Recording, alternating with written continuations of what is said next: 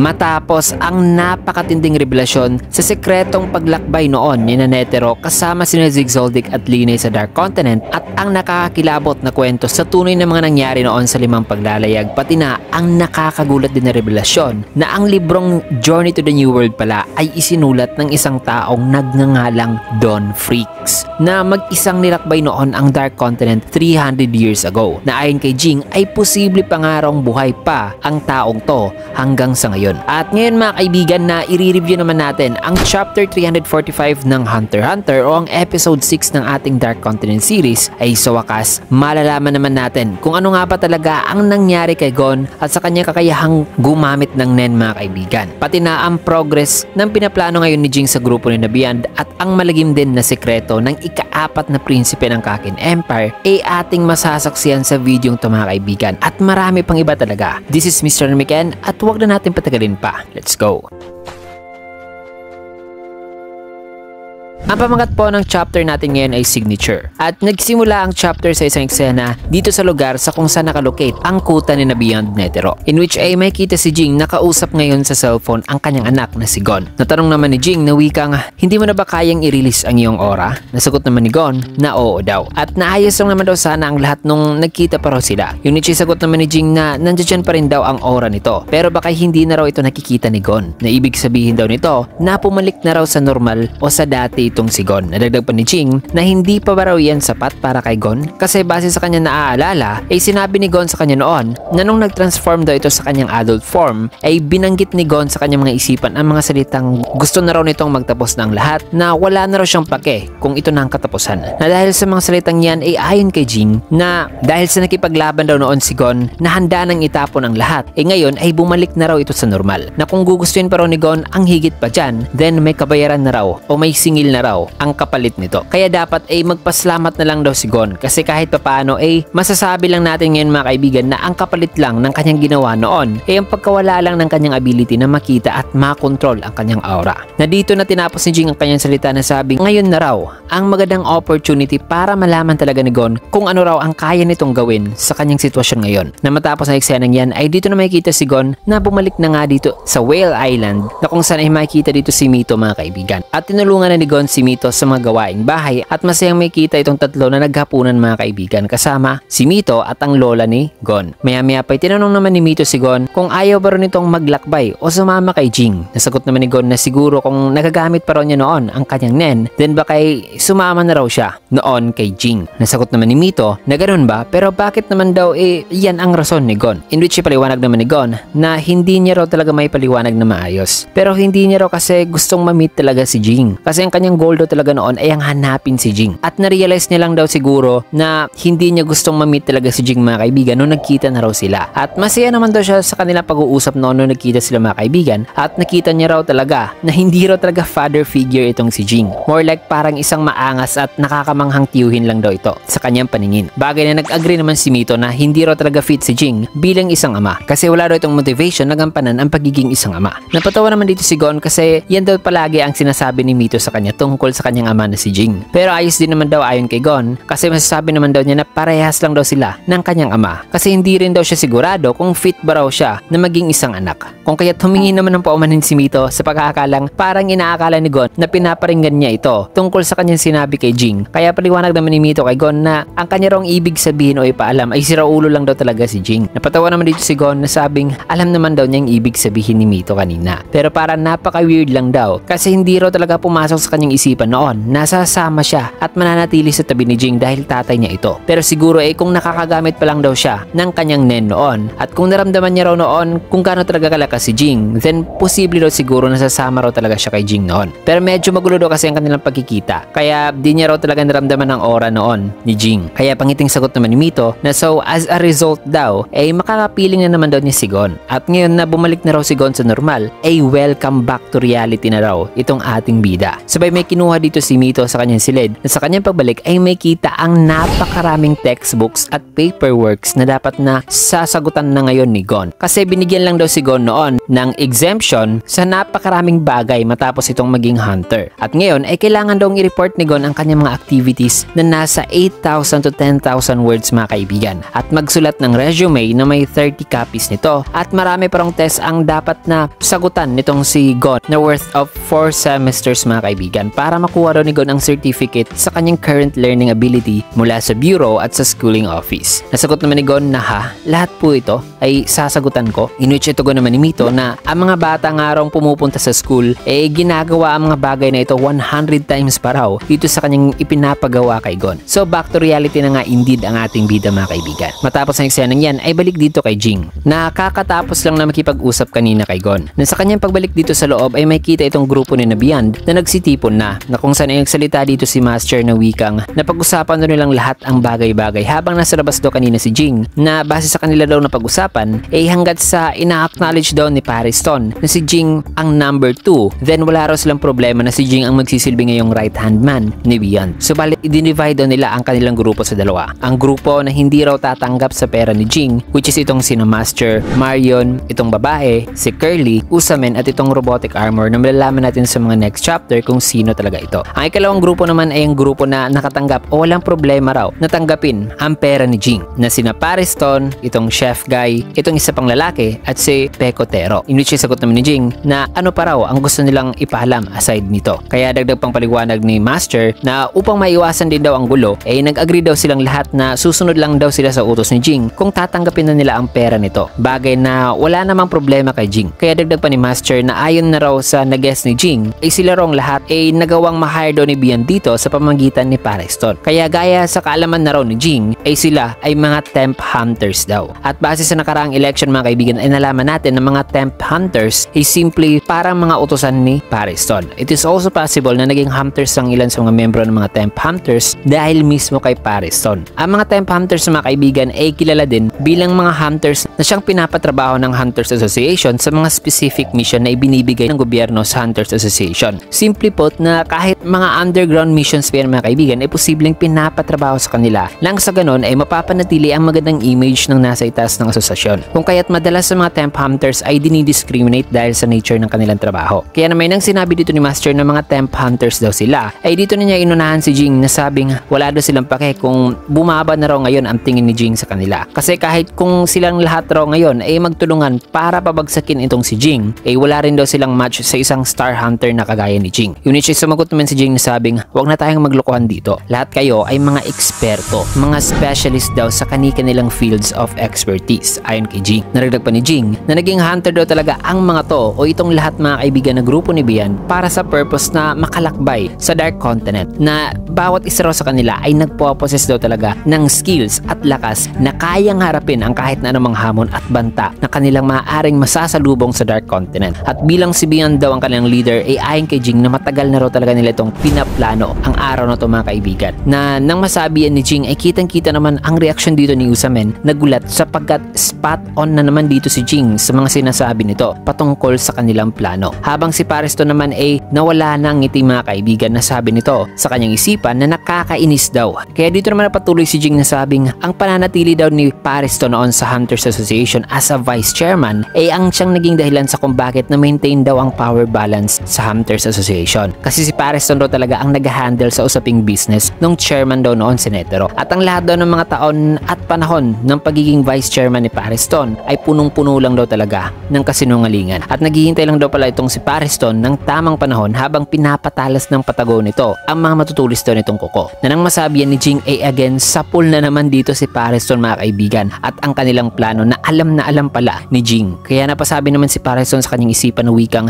siguro ay masyado raw talaga silang pareho ni Jing kung mag-isip. Kaya ito raw talaga ang maaaring rason sa kung bakit may nararamdaman na raw siyang puot dito kay Jing. Matapos yan nireal talk pa ni Jing ang grupo ni Beyond na sabing kailangan daw nila ang lakas at determinasyon ng mga taong to, ng mga taong may skills na magbibigay daw sa kanila ng confidence. Kasi ang totoo rang mga duwag ay hindi raw talaga pupunta sa Dark Continent dahil sa pera. Which means, alam ni Jing mga kaibigan na ang lahat ng to o ang lahat ng miyembro nitong grupo ni Beyond ay capable talaga sa pag-travel sa Dark Continent. At habang nagsasalita si Jing sa isipan naman ngayon ni Parison ay sabi nito na nakakainis raw. Masyado na raw talagang nakakairita itong si Jing na baka sa unang pagkakataon ay may tao na raw talaga siyang kamumuhian. Matapos yan ay tinapos na ni Jing ang kanyang salita na pangiting sabi na wikang, anyways, ang 10 tao raw na nandito ngayon ay hindi raw talaga ang lahat ng bilang na bumubuo sa expedition team ni Beyond. Kung kaya't kailangan na raw nilang sabihan pa ang kanilang mga natitira pang kasamahan na wala rito patungkol sa kanyang sinasabing advance double payment na ibibigay sa papayag na siya ang magiging number 2 sa kanila. Nang masabi iyan ni Jing dito sa harapan ni Parison ay dito naman sumagot si Parison na wikang hindi naman daw siguro utos ang sinabi ni Jing, diba? Kaya oo, sasabihin daw niya ang ilan pa sa kanilang mga kasamahan. Subalit sa isipan naman ni Parison mga kaibigan ay sabi niya na nilulook forward niya raw talaga ito.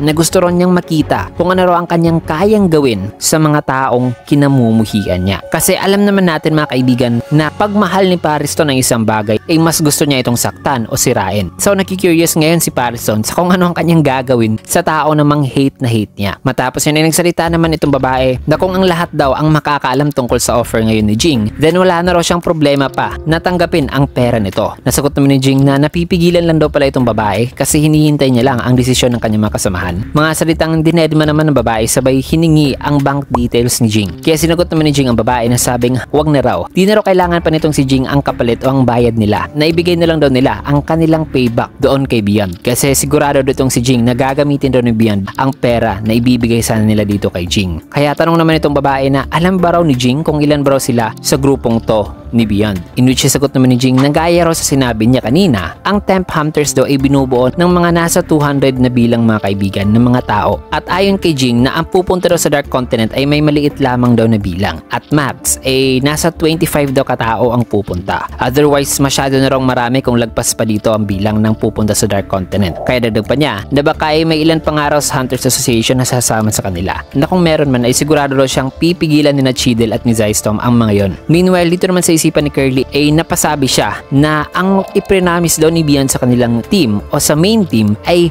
1.5 billion each daw ang ibibigay sa kanila, habang sa alternate team naman daw ay 200 million each. Pero pagdating daw kay Jing ay dodoblehin pa raw nito ang kanyang ibibigay sa kanila. Kaya masasabi niyang ibang klase raw talaga ang assets at kayamanan na meron ng isang top hunter. Pero ang tanong daw dito ay may punto ba raw talaga ang pamimigay ni Jing ng ganyang kalaking halaga ng pera? Na worth it ba raw ang lahat ng yan para lang agawan ng authority si Parison? Habang iniisip yan ni Curly ay nagsalita naman dito si Jing na ang kanyang ipamimigay na pera ay para raw sa lahat, pati na nga ang mga miyembro na hindi sasama ay bibigyan din daw niya. Malaki raw kasi may tutulong ng perang yan, pero mas mainam na gamitin na lang daw nila ito sa mga equipments na pwede lang dalhin sa Dark Continent para mas mapanigurado nila na makakabalik talaga sila dito sa kanilang kilalang mundo. Pero ayos lang din naman kung kahit saan nila ito gagamitin ng pera mga kaibigan, wika ni Jing. So sa buong conversation na ito mga kaibigan ay nalaman natin na may angking lakas at abilidad talaga ang bawat isa sa grupo nitong si Beyond na capable sa pag-explore sa Dark Continent, at nalaman din natin na matagal na palang pinaplano nila ang araw na ito sa tulong ni Beyond at Parison. At also mayroon din palang mga miyembro ng expedition team na wala pa rito. And lastly, si Parison ay nagsimulaan na ring mairita dito kay Jing mga kaibigan. So matapos ang eksenang yan at ang whole conversation na yan mga kaibigan ay sa sumunod naman na eksena ay pinakita naman ang isang nangyayaring party in which ay may kita itong dalawang babae na sumasayaw na in-approach naman itong isang lalaki at niyaya ng drinks, na matapos yan ay nagkwentuhan ng tatlo na kung saan ay binigyan sila nitong lalaki ng invitation in which ay nag-agree naman itong dalawa. Minutes later ay hinatid naman ang dalawa sa isang hotel na pagmamayari ng isang prinsipe. Sa kanilang pagpasok sa room nito ay binati naman sila ng isang lalaki na walang iba kundi ang ika-4 na prinsipe na si Prinsipe Cherednik Huiguro. Namangha naman itong dalawa sa ganda at laki ng silid ng prinsipe. Kaya dito naman nagsalita ang prinsipe na gusto daw niyang makipag-usap sa dalawang to para naman daw di siya mahuli sa mga nangyayari ngayon sa kanilang mundo. Tanong naman itong dalawa kung mag-isa lang ba daw nakatira itong prinsipe sa silid na ito. Nasagot naman ni Cherednik na nang i-invite naman daw siya ng mga tao kahit paano para di siya maging alone. Sabay niyaya niyan dalawa ng drinks at pumasok na ang tatlo sa kwarto. Minutes or an hour later mga kaibigan ay maririnig naman ang tunog ng isang shower habang maririnig ang boses ni Cherednik na kausap ang lalaking nagngangalang Mark sa cellphone mga kaibigan. Si Mark mga kaibigan ay ang nagyaya kanina sa dalawang babae mga kaibigan. In which ayon kay Cherednik na ano ba rong problema nitong dalawang babae na dinala ni Mark kanina sa kanya. Ang alam lang daw ng mga yon ay ang fashion lamang at ang pakikipagtalik. Hindi raw nila alam ang tungkol sa iba pang bagay gaya na lang ng mga philosopher, physicist, musicians, about sa siyensa, pati na ang tungkol sa football ng Spain. So hindi daw alam ng mga babae ang kagaya ni na Higgs, Kant, Goldbach, ang Liga Espanyola at marami pang iba mga kaibigan. Habang sinasabi ito ni Cherednik may kita naman itong naliligo ngayon na wikang sa susunod daw ay siguraduhin daw ni Mark na maghanap ng mga babae na alam kung ano ang capital ng Kakin, ang ruling party nito o kahit ang pangalan mismo ng hari ng Kakin. Kasi yan daw talaga ang minimum o qualifications ng isang tao. Kasabay ng eksenang ito ay may kita naman ang dugo na dumadaloy sa drainage. In which ayon pa kay Cherednik na kung mga baboy at unggoy lamang daw ang kanyang binabalatan, then dissection lang daw ang tawag dito. Kasi ang kanya raw talagang gusto ay isang uri ng inspiring daw talaga na obra na kayang ibigay ng isang batang may kinabukasan sa tuwing nakakaranas ito ng matindi at mahirap na sitwasyon. So ang gusto lang ni Cherednik mga kaibigan sa mga babae ang alam ang mga bagay na gusto niyang pag-usapan at kung di pasok ang babaeng yan sa kanyang twisted na standards may consequences yan mga kaibigan, sapagkat nang tinapos na ni Cherednik ang kanyang salita kay Mark na wikang magdala ka pa ng dalawa pang babae, bilisan mo. Dito'y makikita ang buong shower room na punong-puno ng dugo, which implies na pinatay niya pala ang dalawang babae kanina na di nakapasok sa kanyang standards. At di lang pinatay mga kaibigan, posible pang binalatan niya ito. At posible din na di pa lang ang dalawang to ng mga babae ang naunang naging biktima ng prinsipe mga kaibigan. Dahil ngayon ay nag-request na naman siya ng dalawa pa. So dito natin napag-alaman na isang psychopath talaga itong si Cherednik. So matapos ang eksenang yan, ay dito naman sa Hunters Association HQ ay kasalukuyan naman ngayong kausap ni Cheadle, ang IPA director, na sabing siguraduhin daw ni Cheadle na isulat na ang kontrata at ipasign na ito kay Beyond. At kung may i-violate daw si Beyond na kahit isa lang sa rules na nasa kontrata, then kailangan daw sabihan ni Cheadle si Beyond na makukulong na raw talaga ito ng panghabang buhay. Nasagot naman ni Cheadle na oo, naiintindihan niya raw. Kaya paliwanag naman ng IPA director na ayaw niya ring isipin ito, pero worst case scenario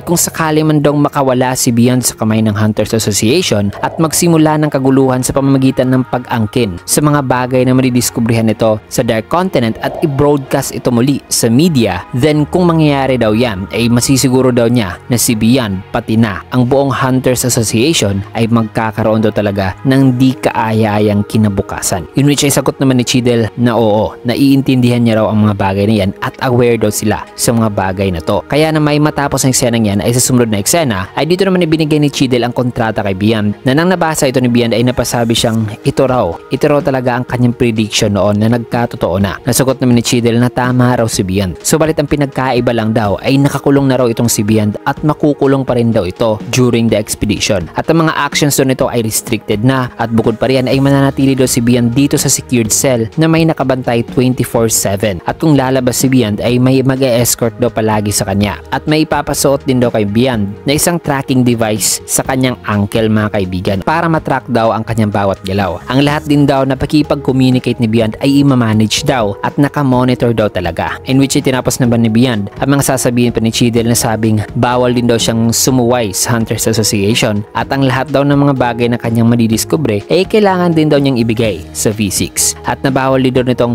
ipakita o i-broadcast sa media ang kanyang mga discoveries. Ang lahat ng rules na ito ayon naman kay Beyond na reasonable naman daw talaga ang lahat ng yan. Kaya wala daw siyang objections dito. Kaya sinabihan na ni Cheadle si Beyond na sige, pirmahan mo na ang kontrata. Kaya dito na pinirmahan ni Beyond ang kontrata sabay sabing ito na. Nakuha niyo na ang permission ko. Sabay binitawan niya ang pen dahil na nakatayo ito sa contract mga kaibigan. Wikang 3 bagay na lang daw ngayon ang natitira. Gayong nakuha na raw nila ang kanyang permission. At ang 3 bagay na yan na natitira mga kaibigan una ay ang qualifications. Na dito'y habang sinasabi niya ang salitang qualifications pinakita naman ang mga zodiacs, which implies na ang qualification ng isang tao na pupunta sa Dark Continent. Pangalawa naman ay ang means, na kung saan yung pinakita naman sa word na means ay itong Prinsipe Cherednik, na ngayon may kita na may dalawa na namang babae na naimbita ni Mark. At dito naman sa means mga kaibigan, ay yung posibleng ibig sabihin nito ay ang kakayahan o financial support na kinakailangan patungong Dark Continent, na sa case ni Beyond ay may suporta na sila mula sa Kakin Empire, kaya pinakita dito ang prinsipe. At ang pangatlo naman ay ayon kay Beyond ay ang contract. Sabay pinakita naman si Jing kasama si Curly, which possibly means na ang kontrata na ibibigay sa mga taong sasama sa Dark Continent, na sa case ni Beyond ay mas lalo pang sasama ang lahat ng to sa expedition, lalo na't dinoble na ni Jing ang bayad sa kanila. So yun doon, tatlong natitira na lamang mga kaibigan, ang qualifications, means at contract, na matutupad naman eventually sa araw na idideklara na ang kanilang paglalayag patungong Dark Continent. So matapos ang eksenang yan ay dito naman sa loob ng sasakyan na ngayong gabi na ay tanong naman ni Miss System kung ano raw ang gagawin ni Kurapika sa prinsipe kung sakali mang makuha na raw nito ang mga mata, in which ay sagot naman ni Kurapika na wala na raw as long as makuha lang daw niya ang mga mata, and as of now ay susunod lang daw muna siya sa mga demands ni Miss System, in which ay sagot naman ni Miss System na paano kung hindi raw talaga ibibigay ng prinsipe ang mga mata. Dito naman sumagot si Kurapika na may galit ng mga mata, na sabing may dalawang tao raw noon ang sinabihan siyang kahit mamatay man sila ay hindi raw nila ibibigay ang mga mata, pero ang lahat daw ng yun mga kaibigan o ang dalawang taong yun ay nagawa pa rin naman daw mag-iba o magbago ang mga isipan nito nang hindi namamatay. Kaya sigurado raw siya na yan din daw ang mangyayari sa prinsipe, na ibibigay niya pa rin eventually ang mga mata nito mga kaibigan, whether sa kung anong method, upang hindi lamang patayin ni Kurapika. Na nang masabi yan ni Kurapika mga kaibigan ay sumagot naman si Miss System na sana yan daw talaga ang mangyayari. Sabay makikita na patungo na sila sa Hunters Association.